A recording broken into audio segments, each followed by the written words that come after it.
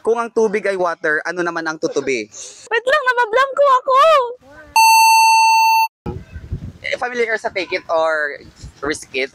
Pag nakasagot ka, maiipon yun na maiipon. And then it's up to you kung gusto mo nung huminto para makuha yung cash prize. Okay na, isang Take mo yung risk, magdo-double siya. Pero once yung nagkamali ka sa mga following question, zero. Ito first question. Uy, wag kang lilingon.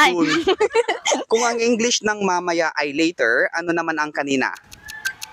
Wait lang, nabablanko ako. We're going to proceed to the next question. Kung ang tubig ay water, ano naman ang tutubi? Dragonfly? Correct! Okay, so kukunin mo yung 20 pesos or i-risk it? Ano? Hindi, madami. Ay! One question na tama, ito naman. Kung ang sweet ay matamis, ano naman ang English ng maasim? Sour. Oh my God! Correct. Okay, you're going to take it or risk it again? Risk. 40 pesos pa lang yon. For 60 pesos, another question. Kayo, what do you think? Opo. Ano? Anong opo? Okay, magbigay ng 5 planet sa solar system. Oh! Madali lang yan. 3, Planet ka, planet. 2, 1. Imposibleng hindi mo alam. Alam ko. Asan ba? Asan ba?